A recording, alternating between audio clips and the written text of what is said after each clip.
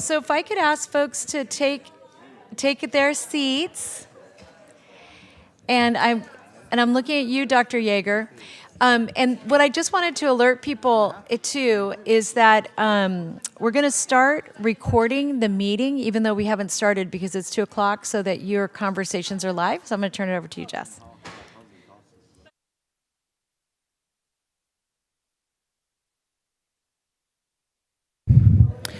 Good afternoon. Today is Friday, October 20th, 2023, 2 o'clock p.m. This is a special meeting of the Hate Prevention and Inclusion Task Force.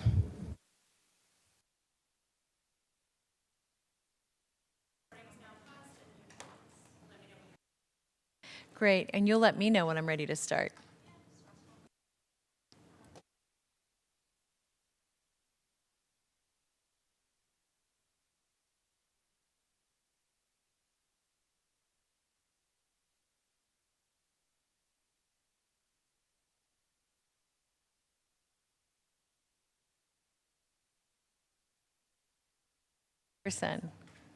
So for those of you who are, so I'm going to, as we just wait for a couple more people to grab their seats, I'm going to do a quick reminder as people are coming in that on the Hate Prevention and Inclusion Task Force, as a reminder, we had a subset of leaders that were voting members, and then a large number of people who participated who were non-voting members. And the reason for that is that we wanted a lot of input, and at the same time we didn't want to not have a meeting because we didn't have quorum because we just had so many folks. So what you were all probably used to is us having conversations and asking for consensus, because we are including all of you, but when we take formal votes, it's the subset. So anyway, I just wanted to let you know that. And because we have quorum, do we have quorum? Okay. I'm going to go ahead and call the meeting to order of the Hate Prevention and Inclusion Task Force for October 20th. And I'm going to ask, if we can, to begin the meeting, to ask the clerk to take the roll. Thank you. Member Lee. Good afternoon. Present. Member Boyarsky. Absent. Present. Oh, present. Present. Thank you. Member Johnson. Absent. Member O'Neill. Present. Member Halkin. Present. Member Narayan. Absent. Member Nikolai. Here. Member Lagorio. Here. Member Dewan. Here. Member Armeline. Absent. Member Appel. Present. Member Yeager. Here. Member Estremera. Absent. Member El Jannati. Member Konda is absent. You have a quorum. Thank you. Did we call on everybody that was a voting member? Okay, so I was going to explain. So Maya actually helped start the task force, and Maya's position actually belongs to the city of San Jose, so I've asked her to sit on the dais. She's a non-voting member, but a founder, so we're honoring that today. I'm going to ask if our non-voting members wouldn't mind introducing themselves real quickly so everybody knows who everyone is. And I'm so sorry that you've got to push a button in front of you, and then we'll see if it works. How about now? Ooh. Hi, I'm Anna DePello Garcia. I'm on the advisory board. Thank you. My name's Michelle Mashburn. I'm also an advisory board member. Delighted to see both of you. So with that, what I'm going to ask for is public comment, and this is for an opportunity to speak to an item that is on the agenda but not before the committee today. And we have no public speakers, so I'm going to close the public comment section. And I'm going to move to our calendar. To our agenda. And on our consent calendar, I'm going to ask for approval of the task force's agenda, but also our, well, let me see. We don't have any, we have our minutes. And then the second thing is we have our minutes, and then we're going to approve delegation of authority to the chairperson to review and approve all outstanding task force minutes on behalf of the Hate Prevention and Inclusion Task Force. So may I get a motion? So moved. We have a motion. Do we have a second? Pat? We have a second. Any discussion on the motion? Any public comments on the motion? No requests. Thank you. All those in favor say aye. Aye. Any opposed? Any abstentions? Okay, that passes. So let me move to item 4. And this is really, there are two pieces that are kind of the meat of this agenda. And so I want to just talk to you a little bit about where we are. And I see that Maribel is with us today from the Department of Equity and Social Justice, and they had been staffing us on this. So there are kind of two big issues in front of us. One is that we made a number of recommendations and asked for those recommendations to be reviewed by you, and you all gave us feedback on those recommendations. And what did not happen was we did not bring those recommendations yet to the Board of Supervisors. And since that time, you know, there's a lot that's happening in the world right now that we want to just be really mindful of. But one of those, one of the areas that Supervisor Lee and I have been extremely interested in is how we fast track the recommendations that really focus on the engagement of the community, both in leadership development, relationship building, and information development, including historical projects and the like. And I'll let Supervisor Lee speak for himself, but one of the very practical issues we're dealing with is that we have a lot happening in the world right now. And we want to both acknowledge that what brought us here was a hate crime committed in Gilroy that triggered us all thinking about how we wanted to respond and react to that. And now, as we're meeting in our final meeting, is we're looking at a world at war that is causing conflict around the globe and including in our own communities. So what that meant for us was that taking the leadership of investing in those kinds of strategies that fall into those categories, leadership development, community building, and being able to develop, frankly, for lack of a better word, historical projects or curriculum that can be shared throughout the community were really the areas that we were focusing on. I'm going to let Otto maybe chime in on that. And then really what I want to do is open that up. I know we resent out the recommendations, so I'm really interested in hearing what your thoughts are on that. And that's really the bulk of our meeting, is what you think we should be prioritizing given how much has changed since we met last. Yes, thank you, Supervisor Chavez. I would say that, you know, we have this moniker we've been saying about, you know, think globally, act locally, right? And when we talk about hate prevention as something we do locally here, what really is amazing is that this work is so lacking, not just locally, but around the world. The violence that we see in the Middle East is originated from hate, clearly, from many years of it, many centuries of it, or decades of it. And that also come back to our country when you see people get hurt, bullied, or actually killed. The 6-year-old boy was killed because of that type of issues. So I think it is this work that needs to be done here is so crucial, because we're not only doing it for Santa Clara County per se. I think there's a lot of work. This body of work is so important that I think what we're doing here could potentially be emulated or be used by other communities to make sure that this type of, you know, danger that's lurking around our communities is not being expanded. I mean, we are aware of the so-called First Amendment rights, and so many people are using that as a way to hide behind hate. And I think it's so important to make sure that the work that moving forward, whether it's leadership, you know, development, whether it's relationship building, and at the end of the day really is education, right? So education is what's really needed to get to not just our schools per se, the teachers and the students. I think this is something that's greater, and I'm hoping that our recommendation plan that we are putting together would address many of these issues. So when the county asked the San Jose State University Research Foundation to come up with this comprehensive list of recommendations and measures to prevent hate and promote inclusion within our communities, that was when I was fairly new to this committee, and certainly did not expect that there's so many amazing recommendations that's been put together.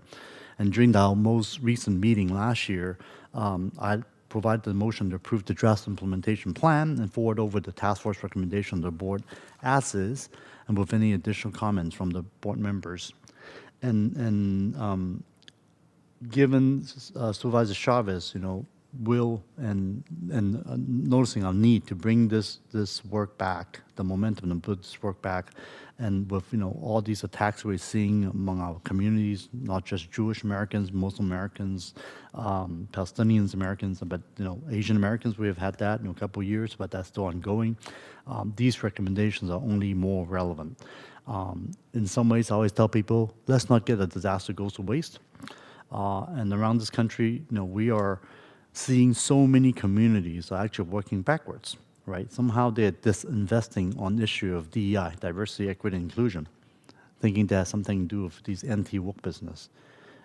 And as we know, I think a lot of that is really based on people's ignorance of what this work really is and how important it really is, and how important that long-term investments are needed to address these decades of discriminatory practices and policies.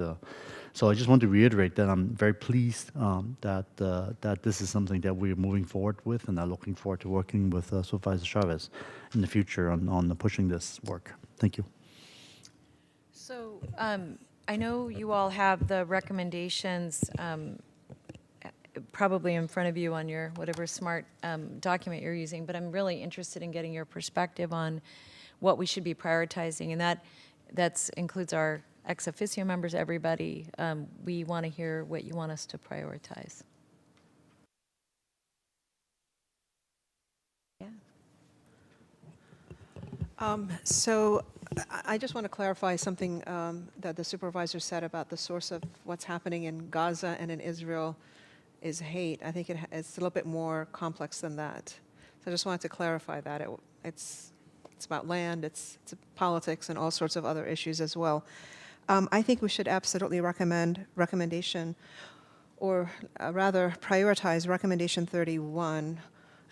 You know what's funny? I had it right in front. Yeah, as you you knew turned that your already. light. Yeah. I Yeah. just think that we need to do a training on anti-Semitism and Islamophobia as soon as possible to help people recognize what is anti-Semitic, what is Islamophobic, look at how it manifests in each of our communities, and then look at ways to mitigate it or to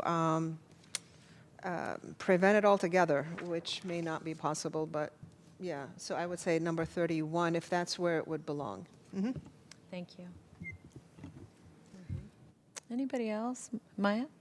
And then I'll Thanks. come to I Mary. had a couple of comments. One, I wanted to thank you publicly for carrying this work moving forward. It did come out of a really tragic event. I'm wearing Stephen's photo here. I think, all too often we looked at the symptoms and not the source, not really want to address the hate and allowing that to continue to grow and fester and progress from words to violence. So I wanted to thank you. Secondly, I also had a comment on recommendation 31. That was also on my notes, and I put a note and I put Sikh. Is that what Sheik is supposed to be? So I wanted to make sure that whatever we did, that we included the Sikh community. As we know in the past, all too often, that community has faced some horrific acts of hate. I'm sorry?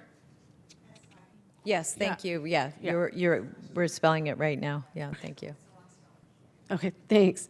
And I wanted to actually, on recommendation number 1, the warm line, as United Against Hate Week comes up on November 12th through 18th, and a lot of messaging around that. I know the city of Sunnyvale, for example, is doing some really important things on that. One of the things that's coming out of it is what's the message, right? What do we tell people to do?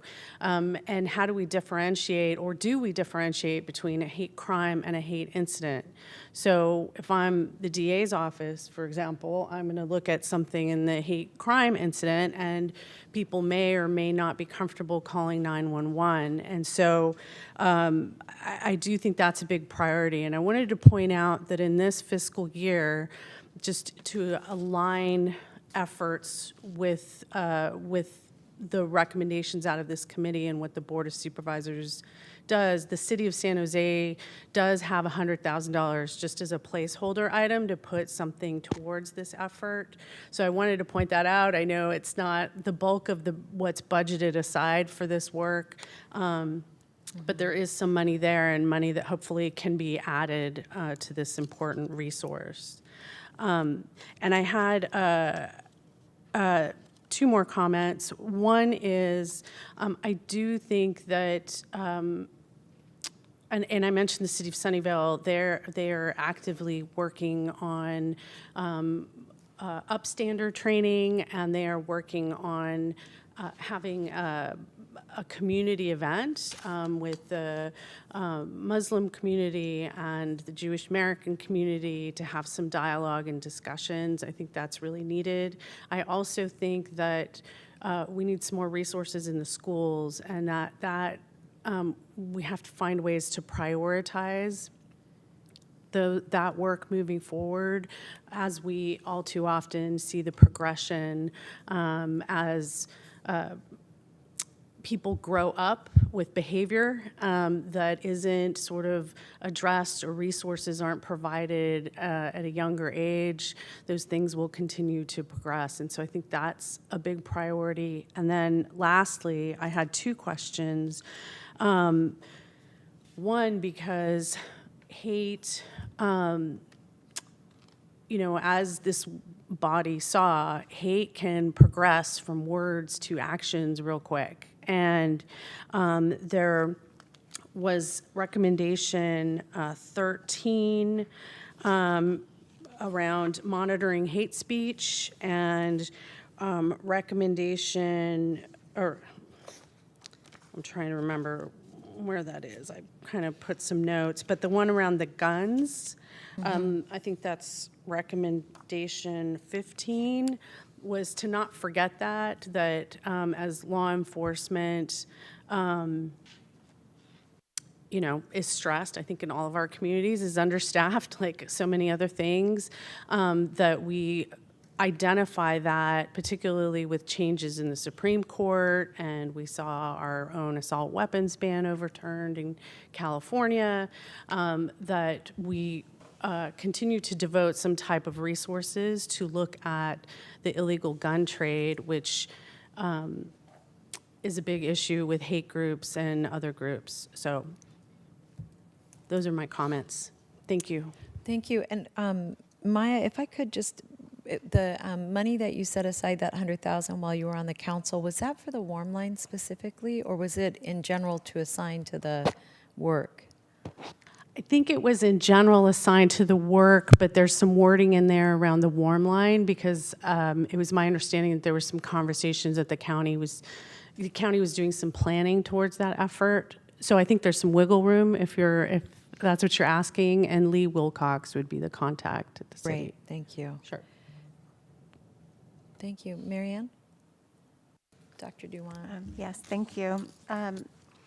I similarly had 31 as somewhat high on my list, and thinking about how that may be combined with a couple of the other recommendations for community outreach, communication plans, resources, maybe even resources and training for elected officials, public officers, and others who may be encountering situations, in their communities or even in their meetings, perhaps, with ways in which we could elevate the, importance of community and conversation and combating not just hate incidents, but expressions of hate and expressions of lack of knowledge, and being a resource to help share that information more broadly, and perhaps some toolkits and communication tools and things that could then be shared out across many entities as well. And I can envision like a communications campaign, toolkits and guides, resources that have been vetted so that each of these entities are not in a position where they have a lack of knowledge or experience and unfortunately or inadvertently make a misstep that contributes to some of the confusion or hurt or that might occur. And how we talk about anti-Semitism and Islamophobia in particular, I think providing some quality resources in that area. Thank you. Anything else, Marianne? Just that there were a number of recommendations that talked about curriculum, and I did want to just update the committee or the task force that with regard to ethnic studies, the State Board of Education and the California Department of Education and the legislature have been providing funding to county offices of education across the state to build out those resources and that curriculum. So while a couple of years ago when we first engaged in this work, there wasn't much available, now there's a lot coming online. So that priority may be less of a need for this task force, but maybe more of a directing of educational institutions to those resources as they come out. That's really helpful. And one thing that we'll make sure we do is when we draft our referral to the board, we'll send it around. So if you see an area that you want to give us feedback on or tweak it, if that's okay with you, Supervisor, we can do that in a draft form and give everybody a couple days to just make sure we're assigning the right issue in the right location. Yeah, that sounds really great. And I think especially as it relates to curriculum, there are many legislatively approved restrictions and guidance. There's education code. So that development and delivery of curriculum needing to be aligned to the education code. That's a great point. Thank you. Dr. Yeager. Thank you, Supervisor Chavez. Just a little bit of clarification on recommendation 3, county infrastructure and support to deploy community-driven programs to counter programming incidents of hate speech and hate violence. I think I know what it means, but I'm just wondering sort of how that works operationally. And that is, I'm sorry, do you know what color code that was? Mine are color coded, so I apologize. And mine's in black and white, so Okay, there you go. there you go for not being so fancy. Can you read it into the record, just what it is? Or what page? On mine, it's 18 to 33. Oh, thank you. 18 of 33. County infrastructure and support to deploy community-driven programs to counter programming incidents of hate speech and violence that goes beyond rallies at City Hall. Let me look. I think this one, and Maribel, if you have a different, do you know what this one is? Because I have a recollection of it.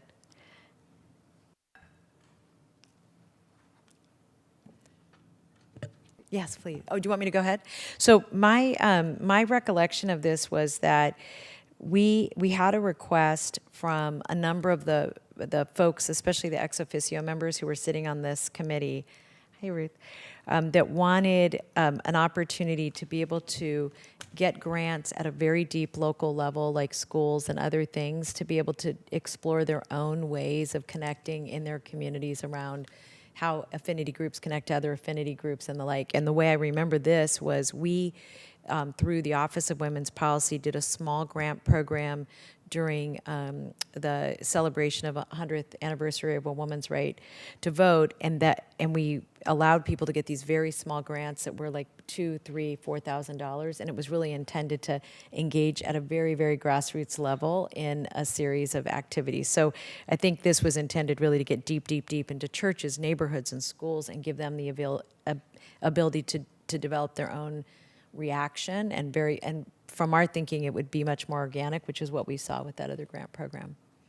Okay, yeah, I was just sort of wondering, and of course it doesn't really apply to this, but if we sort of know in advance that there might be some sort of protest going on, either at a school or at a bookstore or anywhere, and we know that in advance, are we capable of sort of moving quickly, either the county or community groups, to be able to counter some of that hate speech that would be occurring?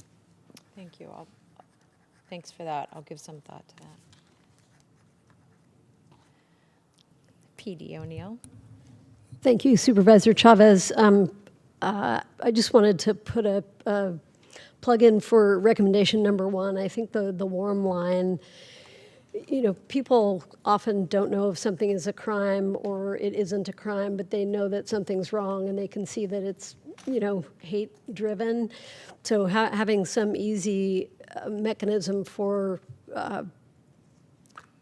doing something about it, I think, is really important, because I know that I have sometimes not stood up, and it sits with you. So having some way to channel that immediately will both help the situation, help get education to people who need it, and help the person who sees it kind of report it. So I love that recommendation. Thank you. Thanks for that, Molly. Jay? Well, I'll follow Public Defender O'Neill's comments about the warm line, and I think that it connects nicely with recommendation number 4, which is a county office regarding hate. Some of the people who have been here in the county as long as I have might remember that we used to have something called the Network for a Hate-Free Community, which was staffed by a wonderful woman named Delorme McKee Stovall. Much of the work that was done by Delorme is very similar to the work that's being done within the Division of Equity and Social Justice. So I think that designating someone that could take over that role and be a liaison with other partners throughout the county would be really important. And ideally, the person, I'm not envisioning that office or that person be a member of the district attorney's office, by the way, although we'd, of course, be more than willing to do it. But the committee had talked about how there are advantages to having a person with access to expertise that we can bring to it, but that would be independent of law enforcement. And that's why I think that DESJ would be a good place to house a county office like that. And the warm line that could be set up would be a direct community line to that county office, as I envision that. And I think that much of the community outreach that is discussed in the report could be coordinated by such a county office.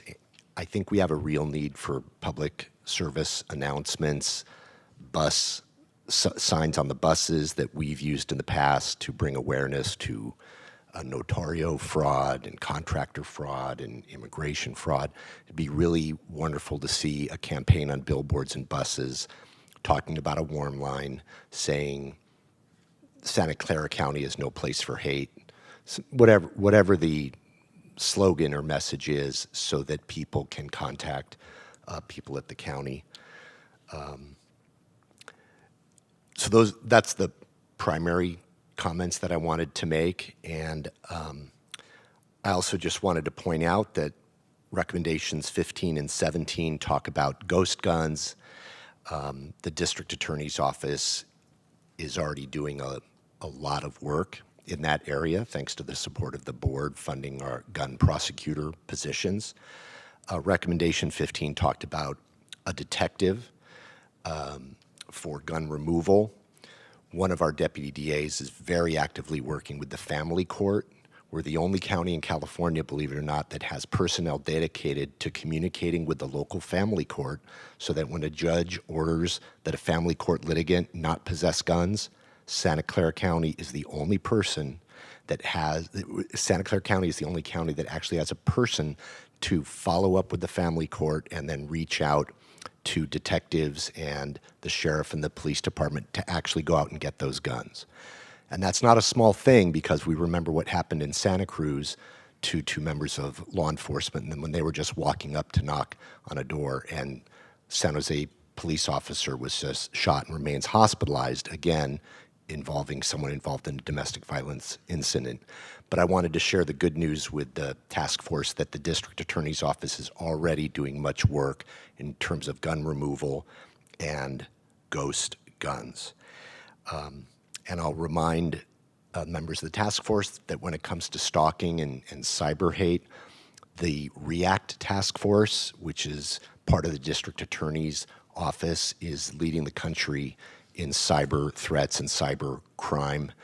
A lot of financial crime, but we are well situated to work with perhaps this office at DESJ to help on cyber stalking, things like that. It would be really wonderful to have a victim advocate that is just dedicated to working with victims of not just hate crimes, but hate incidents. And we have a remarkably strong and resilient Office of Victim Advocates, and they don't simply work on cases where there's a conviction or a charged defendant. We have people coming into our lobby every single day who are sharing things such as hate incidents, and any way that the task force could recommend to the county that we even strengthen those resources, we would strongly support that. Thank you. Yeah, thank you. I did want to add one point, or 2 points. One, on the family court follow-up, I'm very, very pleased that with the DA's office on this, and I just want to share with my colleagues that the way we found out about that problem was actually because we had mostly women who were very brave and came forward to talk about the fact that their partners still possessed firearms, and there was not follow-up at that time. And so I wanted to just say to the DA's office specifically that at that time, everybody was telling us it wasn't their job, except the DA's office, which I just want to say thank you for stepping in.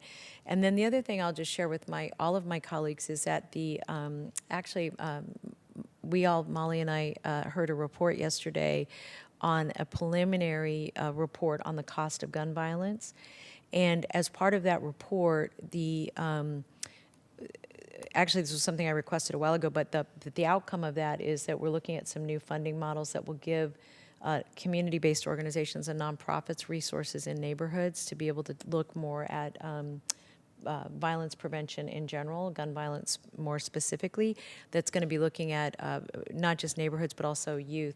So we'll align that body of work with this body of work because it does touch a number of the areas that you had already recommended that we happen to be concurrently developing. So, Jay, thank you for reminding everybody about the significant work that's being done to remove firearms, so thank you. Anybody on this side before I go? Anybody from our read through?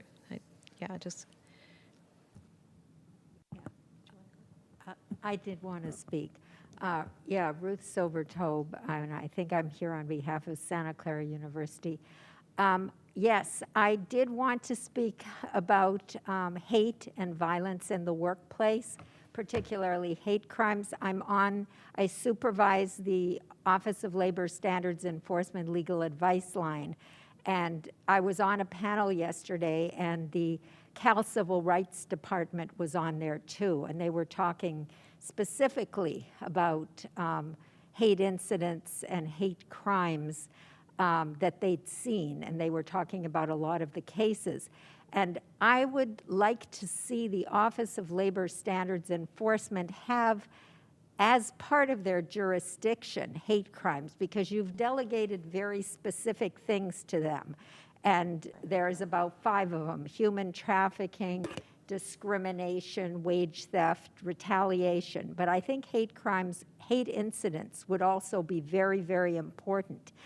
I am part of a Stop the Hate Through Step Forward Foundation, where I'm of counsel to them, and there's a couple of other attorneys that are as well, a Filipina attorney, and Mimi Nguyen heads up that particular organization.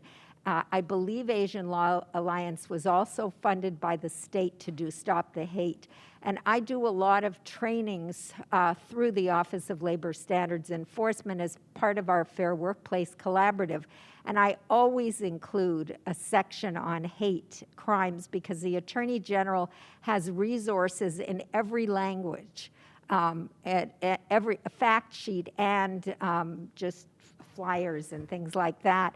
And Cal Civil Rights does as well. So I think it's really important. The other thing I was going to say was that the governor just signed the Workplace Readiness Week in April, where there's going to be a training on wage theft, on discrimination, on health and safety, on how to form a union. And I also think that that might be a place where you could differentiate, harassment based on a protected class, as well as what a hate crime might be, where there's a threat of violence or violence, but also what a hate incident is as well. And also, finally, bystander training, I think, is really important, because when you view this, what do? You need to know what to do. And I know I've been to a couple of bystander trainings that I thought were very effective. So I think when you do talk about anti-Semitism, and there are various views on that, and Islamophobia, you should also include a section on bystander training. What happens if you see that? Thank you. Anna? Yeah, thank you. Anna DePello Garcia. I've taken a lot of this in today. I currently lead DEI efforts at Stanford Healthcare. We actually held a vigil today for what is the issues in the Middle East and how that's affecting staff. And what has really come out loud and clear is we need to do more education. I think there's a lot of folks that are not clear. There has been some unintended consequences of folks trying to be helpful, but really don't understand anti-Semitism. They don't understand some of these issues. So I would certainly underscore the recommendation number 31, because that's an area that we're going to need to focus on as well in the workplace. Thank you. Yes. Amy? Hi, and thank you. I want to emphasize a lot of what has already been said, in particular on recommendation 31. And forgive me, the last time we convened was a long time ago, and I just reviewed these recommendations, but presumably there will be further discussion as to prioritizing which target audiences for those education efforts, be they law enforcement or schools, medical professionals even. Is that further was that discussed prior or by the people who came up with this? It was when we are also asking that. So give advice now. There's no right time. Just if there's folks you want to make sure we don't forget, this would be the time to do it. I would think the public school public school administrators and going all the way up to the state universities here or the 2-year degree, the community colleges here, the administrators there, they would need this. Law enforcement certainly. People who, just echoing the prior comment, people who are emergency response responders that provide support services or social services to individuals. Those are just a few that come right immediately to mind.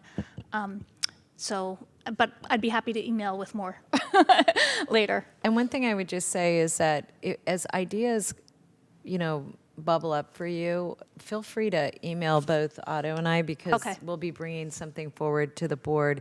I was hoping to do it in November 7th, but I think we should probably look at the first meeting in December so people have time to work a Sure. little bit on this, so yeah. Great. And just briefly, on the warm line, which is a fabulous idea, as I'm seconding a lot of other folks before me, are you also aware of the new California versus Hate reporting line that's through the California, newly renamed the California Civil Rights Department? It's basically a statewide system for this. And that in turn was also modeled after LA versus Hate.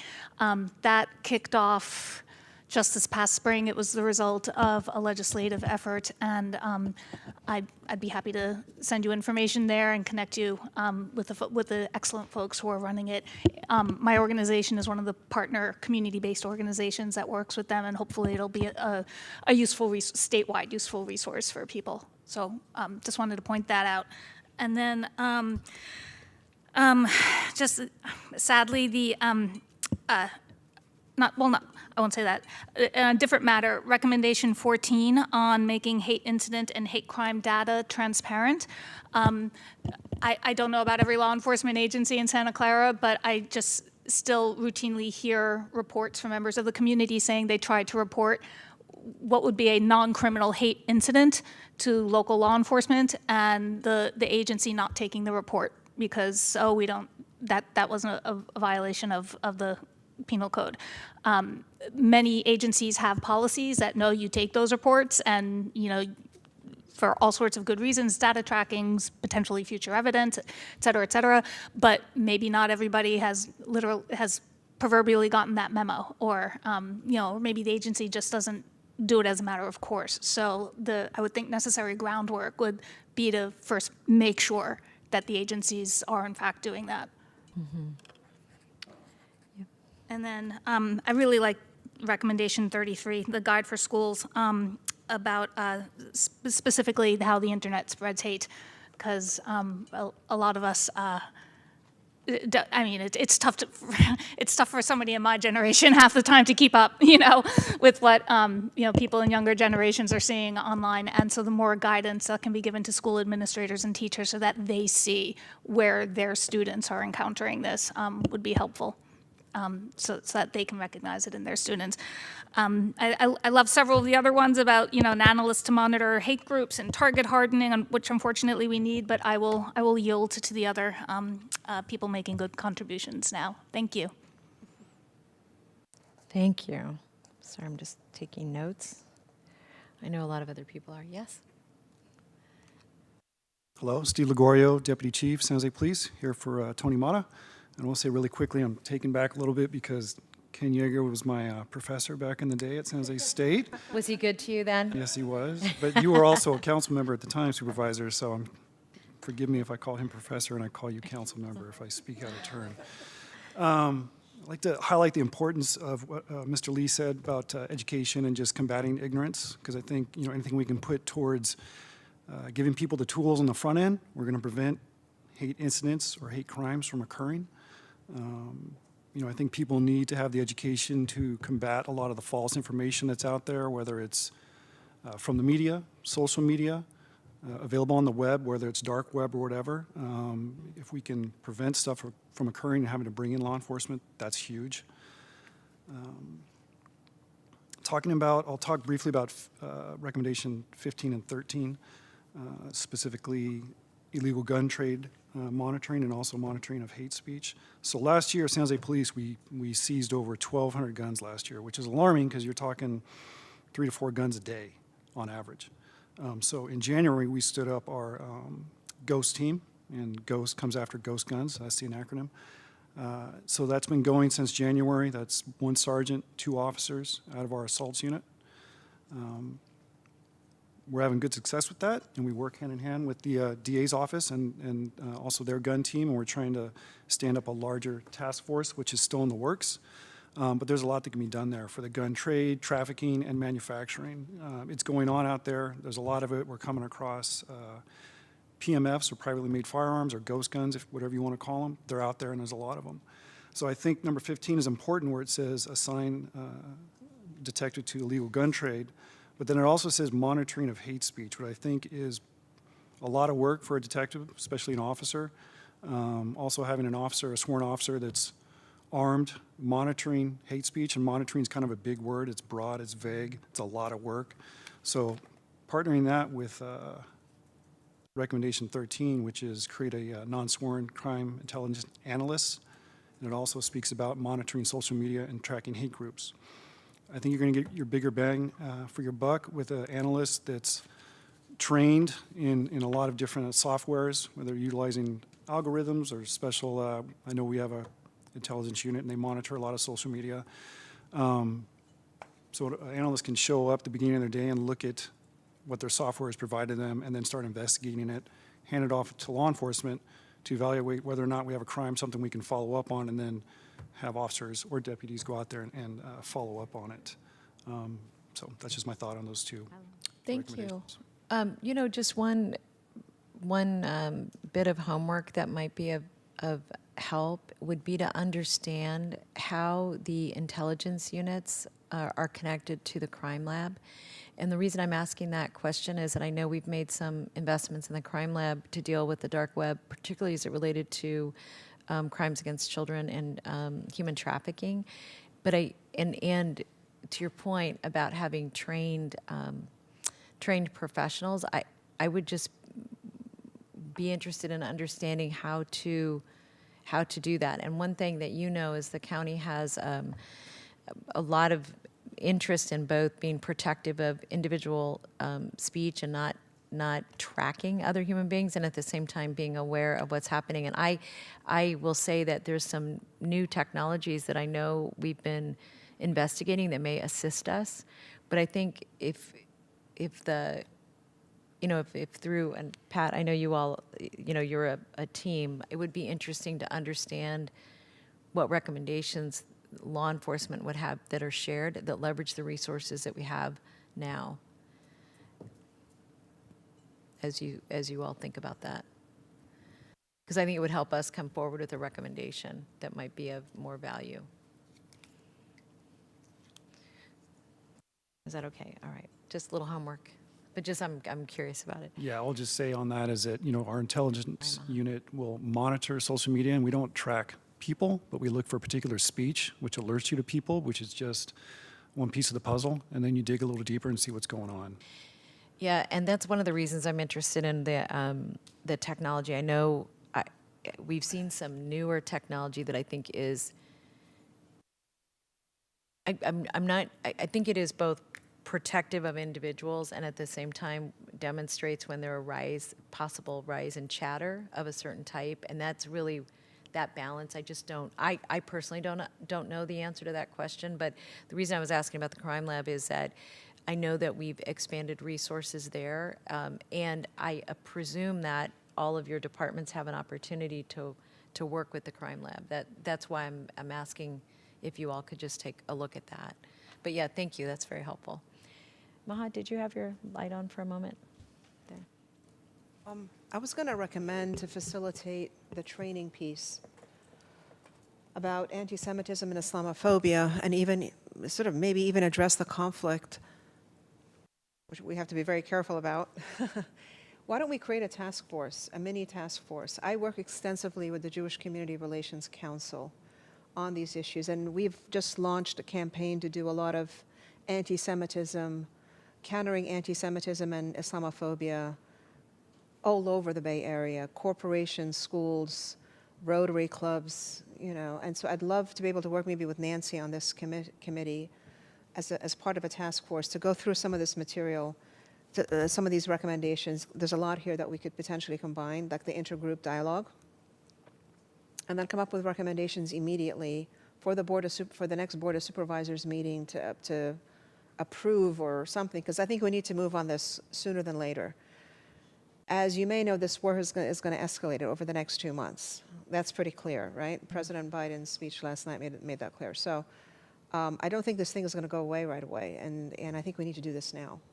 Well, let me just say, I think if you and Nancy and others want to work together and give us feedback on these, I would just say do that fast. No, you all can choose the committees that will not, like, there's no there's nothing that would stop us from doing that. And what I would say, and I think you're right, Maha, I just want to say two things about that I think are really important that you're raising. One is a sense of urgency.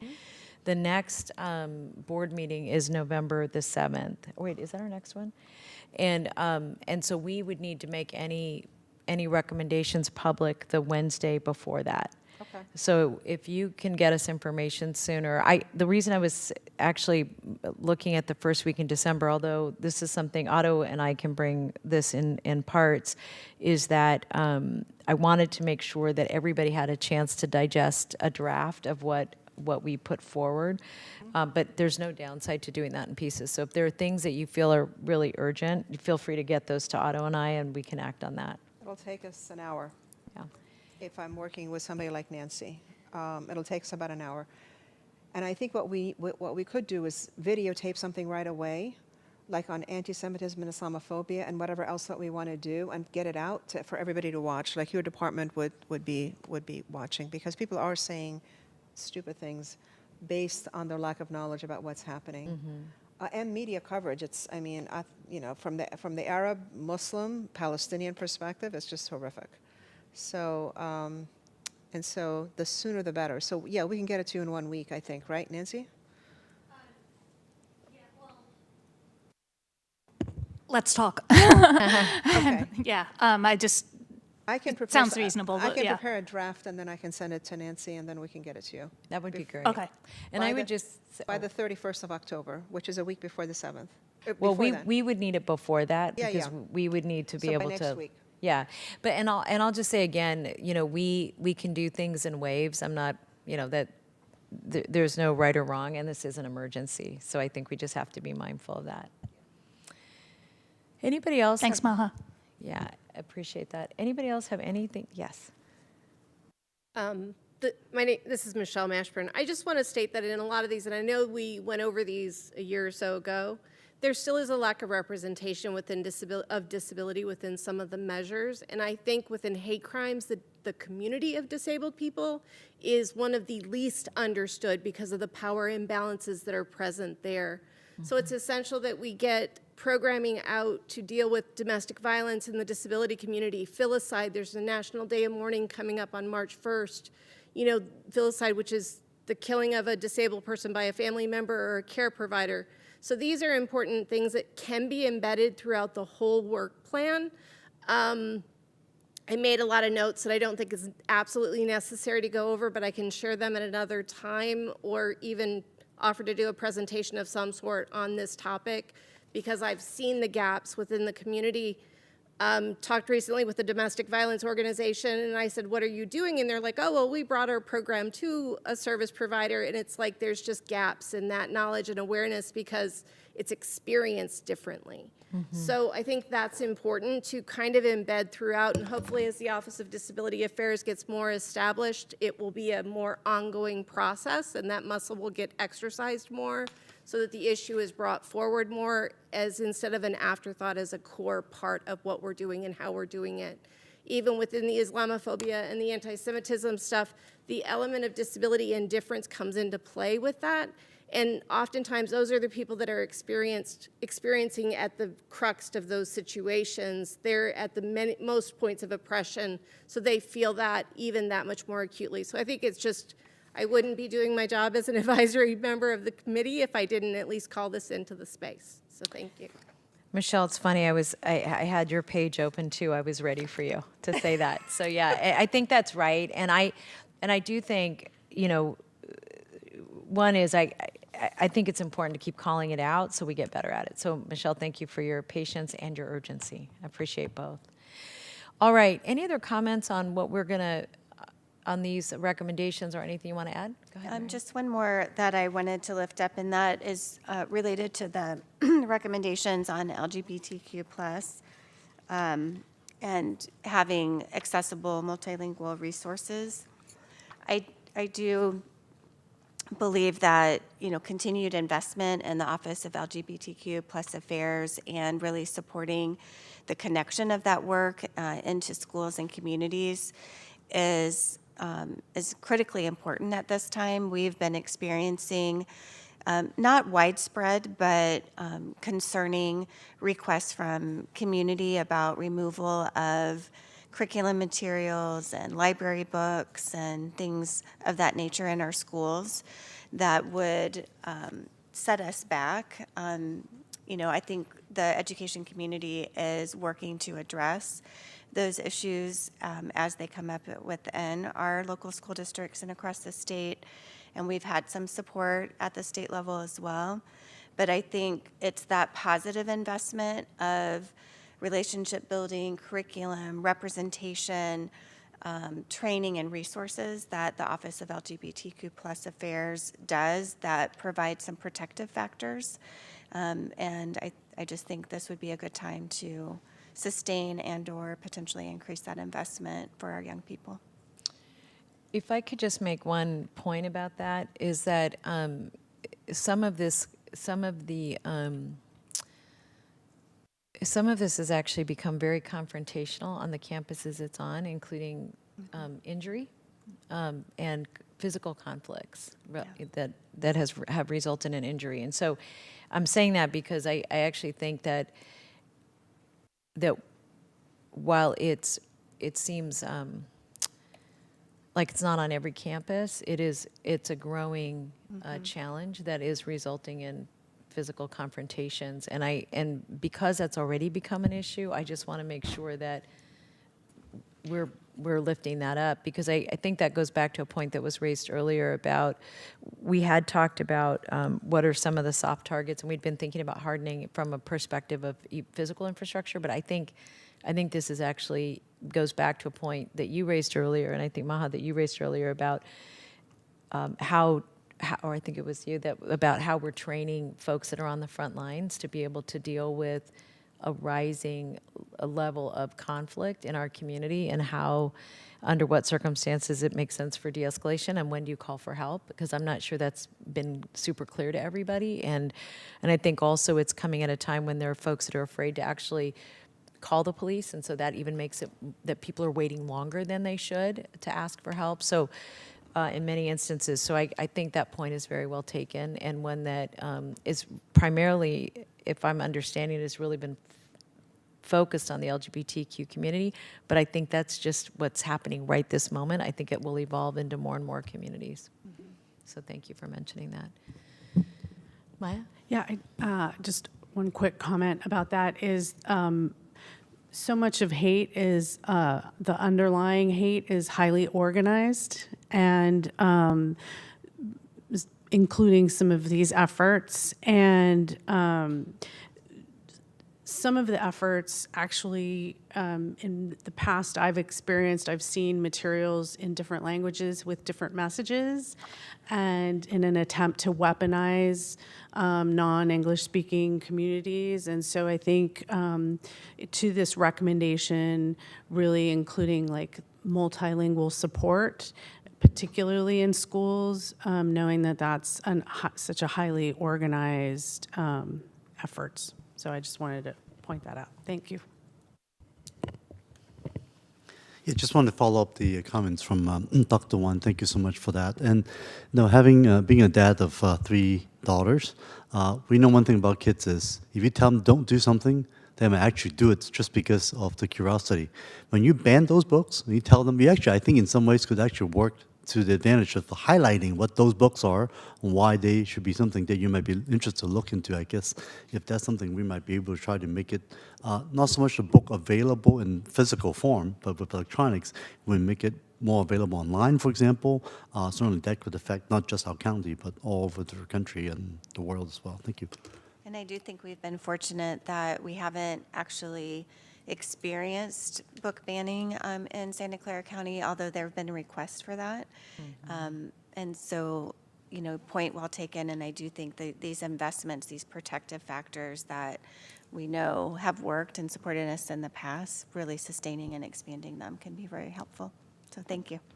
Yeah, and I just wanted to point out that Sarah Fernando from the Office of LGBTQ Affairs is here, and of course, Mary Bell, who was our first director of that office. And I've been following the work that has been going on. I know there was a little slowdown during the pandemic, but that affected all county operations. But recently, fully staffed, full up to speed. You have a big summit coming up next Friday, and I just couldn't be more proud of all the work that everybody does. So thank you. So I was at a bookstore. Yes, we still have bookstores. But I was at a bookstore, and at the first kiosk was a list of all the banned books. And I thought, what a great, you're right, it was a marketing thing. I was like, what are people trying to keep me from reading? And some of them were shocking, actually, what was on that list. So on item 4, this is both to receive a report, and frankly, we took 4 and 5 together. So I'll just see if there are any public comments on 4 or 5. I have no request to speak. So we have no requests to speak in the room. Any online? None? Okay, so I'm going to close the public hearing for 4 and 5. And colleagues, what I would like to do is ask that we receive the report based on the fact that we reviewed it again, that we take the comments as input and direction to a document, or I'm sorry, a referral that Supervisor Lee and I will be bringing to the board, and that any collaboration and information that you all work on, that we'll look forward to getting that. And we'll just say to the staff that just based on timing, that we may want to bring some issues forward faster than the other, and maybe something for November 7th, and then something for our first meeting in December if needed. So with that, I'm going to ask for a vote to receive the report and to accept the recommendations as input to Supervisor Lee and I. And if I could get a motion to that effect for items 4 and 5. I'll make that motion. Thank you, Dr. Dewan. Do we have a second? Second, Dr. Yeager. We got a lot of doctors here today. Any other comments on the motion? Seeing none, I'm going to ask for all those in favor to say aye. Aye. Any opposed? Any abstentions? We will, just as a commitment, I do want to send out drafts of these, and we may ask you to respond to them rather quickly. So thank you all very, very much. Now, this ends this committee, but what I would suggest is that one of the things we need to think about, and I think, Maha, you said this well, is what kind of support and oversight will we need in the future, and I'll ask that Supervisor Lee and I include that in one of the 2 recommendations that come to the board, and we'll be looking for your feedback on that oversight. All right? Thank you all very, very much for your service, and thank you for taking time to join us today. Thank you. I appreciate it. Thank you.